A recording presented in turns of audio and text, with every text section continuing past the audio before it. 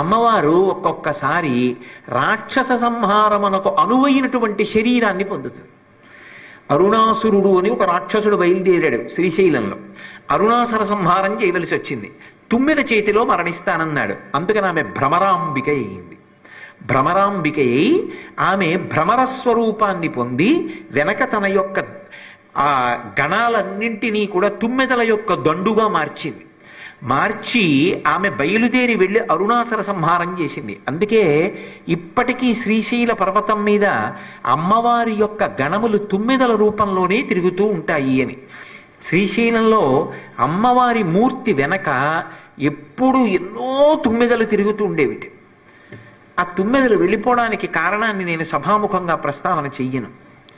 ఒకప్పుడు అవి దేవాలయంలోంచి నిష్క్రమించాయి, కానీ ఇప్పటికీ భ్రామరీనాదం వినపడుతుంది అంటారు. అవి తుమ్మెదలు బోలెడన్ని ఉండేవి.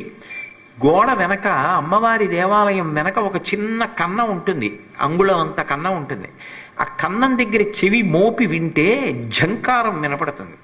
తుమ్మెదలు చేసేటటువంటి ఝంకారం వినపడుతుంది. దాన్ని ఒకప్పుడు ఆకాశవాణి కర్నూలు కేంద్రం వారు దేవాలయం వెనక రికార్డ్ చేసి ప్రసారం చేశారు కూడా.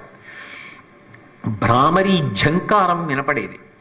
ఇప్పటికీ అమ్మవారి గణములు శ్రీశైలంలో తుమ్మెదల రూపంలో తిరుగుతుంటాయి. అందుకే పరమ పవిత్రమైన కొన్ని ప్రదేశాలకు వెళ్ళి అపవిత్రమైన పనులు చేసిన, అశౌచంతో కూడిన శరీరంతో అక్కడికి వెళ్ళే ప్రయత్నం చేసిన, లెక్క పెట్టడానికి వీలు లేనన్ని తుమ్మెదల యొక్క గుంపులు వచ్చి శిక్ష వేస్తుంటాయి. మీరు బాగా జ్ఞాపకం తెచ్చుకుంటే మనందరం శ్రీశైలం వెళ్ళినప్పుడు మనం ఒక ప్రత్యేకమైనటువంటి ప్రాంతానికి వెళ్ళాం, మల్లెల ధార అని.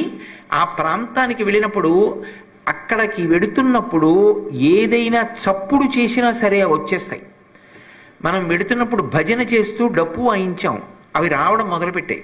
అప్పుడు మనతో ఉన్నటువంటి వ్యక్తి ఒకతను చెప్పాడు, ఇక్కడ డప్పు కొట్టి భజన కూడా చేయకూడదు, నిశ్శబ్దంగా వెళ్ళాలని. మనం నిశ్శబ్దంగా వెడుతుంటే వెళ్ళిపోయి, వెడుతున్నప్పుడు వచ్చి వాసన చూస్తాయి. ఇతని ఎందు ఏ అశౌచం లేదంటే వెళ్ళిపోతాయి. అశౌచం ఉంది, వెళ్ళకూడని రీతిలో వెడుతున్నాడని వాటికి అనుమానం వస్తే కుట్టేస్తాయి. అవి ఎన్నోసార్లు పత్రికల్లో కూడా వచ్చింది. ఇప్పటికీ అమ్మవారి గణములు తిరుగుతూ ఉంటాయి అని ప్రఖ్యాతి. అందుకే శ్రీశైల శృంగే వివిధ ప్రసంగే శేషాద్రి శృంగే సదా వసంతం తమర్జునం మల్లిక పూర్వమేనం అంటారు శంకర భగవత్పాదులు యోగతారావళిలో. పరమాద్భుతమైనటువంటి విషయములకు ఓషధులకు నిలయమీది అంటే శ్రీశైల పర్వతం.